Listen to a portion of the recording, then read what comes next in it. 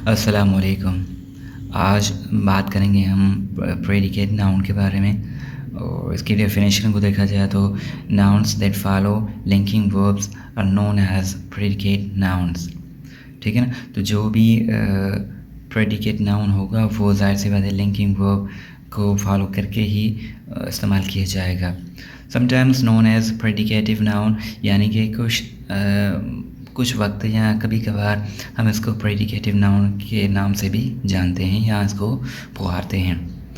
तो this serve to rename और री identify the subject if the nouns accompanied by any direct modifiers such as articles, adjectives or prepositional phrase, the entire noun phrase acts predicatively।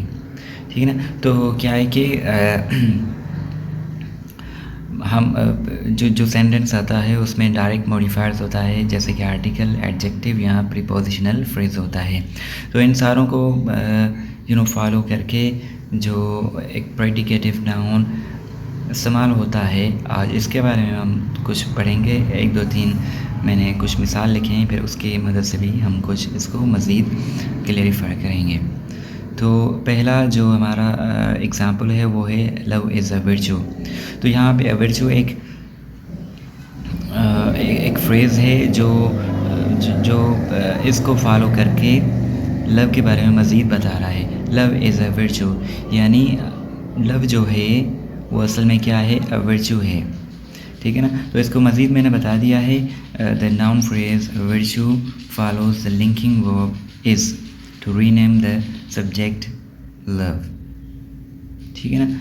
तो virtue किस कहते हैं, अच्छी आदत को या किसी की एडिशन को हम वर्चू कहते हैं। और नाउन जो है, जो वर्चू जो है ये फॉलो कर रहा है नाउन को, यानी इसके बारे में मज़ीद बता रहा है। अच्छा, दूसरा देखा जाए तो Tommy seems like a real bully. Tommy seems like a real bully. तो यहाँ पर रियल बुले ये एक अपने आप एक फ्रेज़ है जो फॉलो कर रहा है किसको, सीम्स को। एक लिंकिंग वर्ब है और किसके बारे में बता रहा है, टॉमी के बारे में। यानी टॉमी जो एक इसको आप लड़का कह लें या एक इसको आप किसी जानवर से तशबीह दे दें, तो टॉमी जो है वो किस तरीके से या किस तरह से नज़र आ रहा है, रियल बुल्ले की के हिसाब से नज़र आ, उस जैसा नज़र आ रहा है। तो असल में क्या हो रहा है कि लिंकिंग वर्ब को इस्तेमाल करके ये जो फ्रेज़ हमारे पास है रियल बुल्ले, ये मज़ीद बता रहा है टॉमी के बारे में कि भाई टॉमी रियल बुल्ले जैसा दिखता है। इसको मैंने मज़ीद बता दिया है। यहाँ पे आप देखें, the noun phrase a real bully follows the linking verb seems to rename the subject Tommy. तो रियल बुल्ले मज़ीद बता रहा है कि भाई जो टॉमी है वो इस तरह से नज़र आता है। ठीक है। हमारा थर्ड जो एग्ज़ाम्पल है वो है may be this is a blessing in disguise. A blessing in disguise ये अपने आप एक फ्रेज़ है जो मज़ीद बता रहा है किसके बारे में, दिस के बारे में, कि भाई जो दिस है वो असल में ब्लेसिंग इन डिस्गाइज वही है। अ ब्लेसिंग इन डिस्गाइज है, यानी कि एक छुपी हुई रहमत है जो असल में ये दिस पहले भी है। ठीक है ना। तो अभी भी ये जो पूरा फ्रेज़ है अ ब्लेसिंग इन डिस्गाइज, ये पूरा सेंटेंस बयां कर रहा है या ज़ाहिर कर रहा है दिस के बारे में कि भाई दिस जो है उसमें ये ख़ासियतें पाई जाती है, या दिस जो है वो ये भी है। ठीक है।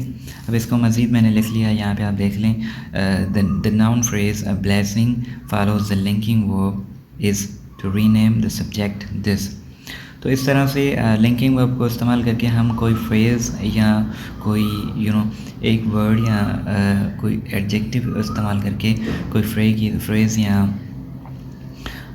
कोई प्रेडिकेटिव नाउन इस्तेमाल करके हम मज़ीद बताते हैं किसके बारे में, सब्जेक्ट के बारे में बताते हैं कि भाई सब्जेक्ट ये तो है। अब देखो यहाँ पे अगर बात की जाए, दिस की बात की जाए या आप ये टॉमी की बात करें या लव की बात करें, तो असल में क्या है, लव भी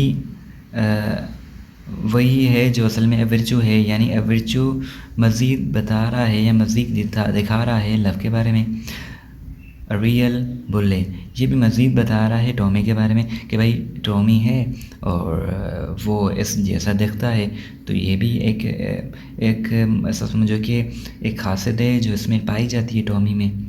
और यहाँ पे भी देखें ब्लेसिंग इन डिस्गाइज, ये भी मज़ीद बता रहा है किसके बारे में, जिसके बारे में बता रहा है कि भाई जो दिस है वो एक छुपी हुई रहमत है, या एक छुपी रहमत की तरह नज़र आता है या की तरह है। ठीक है, तो इंशाल्लाह अब एक और नाउन आएगा आपके पास, नाउन की एक काइंड होगी। मेरे ख्याल से ये भी आप काफ़ी लोगों को पता नहीं होगा, लेकिन इसके बाद जो आएगी वो भी मुझे लगता है कि काफ़ियों को पता नहीं होंगी। तो इंशाल्लाह मिलेंगे फिर कभी।